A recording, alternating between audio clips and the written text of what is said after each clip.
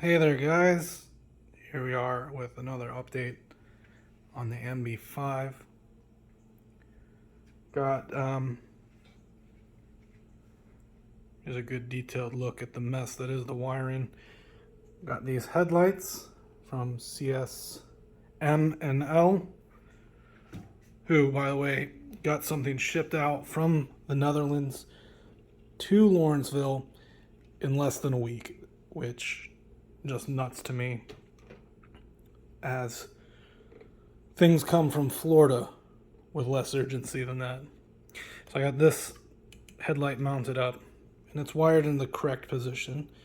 This weekend I found proper wiring diagram in color.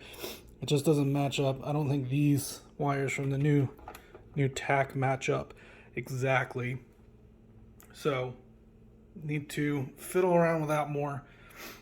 Right now it's just after 3, and in the garage it's 80 degrees. It's only gonna get hotter in here because the sun sets that direction. Let's see. Ooh. So we have the new brake lever here. I don't know what you call it. Brake rod, I think. When I press on the brake, it moves. When this is attached to the rear wheel, this will pull in and apply the brake.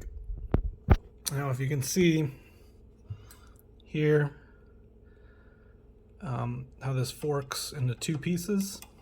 The original was just a rod with a right hand 90-degree bend that went through a hole. So I had to go, well, not so, but because this is different, and the clevis pin, which is back there, the pin that goes through with a hole in the end, I can't think of what this is called now, little cotter pin, that's it, goes through. Cotter pin goes through a clevis pin. Fantastic naming. The one that shipped with this didn't fit, so I had to go buy a new one. And I had to bend the ends there a little bit to get it in, but it's there now. So the bike now, as soon as I can get the tire off, the rear, the bike's got rear brakes. Also had to move the bike. It was over there. Now it's on this coffee table, but because we've got toddlers at home, this coffee table has perfect head bonking height.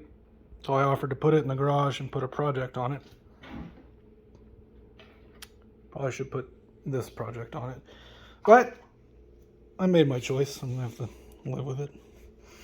I also got in the stuff to repair this. The new little rubber thing, the hose inside, clamp, and that clamp. Wasn't too hard to do. See if I can get flash on, no flash.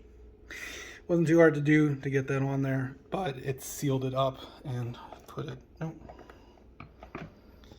Sealed it up because all the oil drained out. Hopefully all the oil's gone. I can get a new one just to double check. Speaking of draining things, got new petcock down here on this tank. Simple swap, same exact thing. Gas flows out of it quite easily, so now I shouldn't have problems fueling the engine. Gave everything a good spray with brake parts cleaner, kind of clean things off, because this was filthy. It had God knows how many years, like here, of oil built up, and brake parts cleaner just wiped it all off. I don't plan on tackling this rust. Just gonna leave it as is. I want to see what it looks like. Fully buttoned up. Everything's a little bit rusty, and I think aesthetically That's okay. Mechanically, it's not an issue. So just want to see how it looks when it's all done. I think that is all for this week. The tires got pushed back again, or I guess for the first time. I did get a carb rebuild kit. So it's supposed to cool off this week a little bit. So I may get in there, take the carb out, or I've got another carb over there by the guy who sold me this also gave me this carb. I dunked it in the chem wash, but I might take this one apart just to get a look. It's got built-in choke. Chem wash popping out. Built-in choke there. Oh, chem wash really oh. See how rusty that is? Oh. So there you go. This thing's a mess. That might be what I tackle next.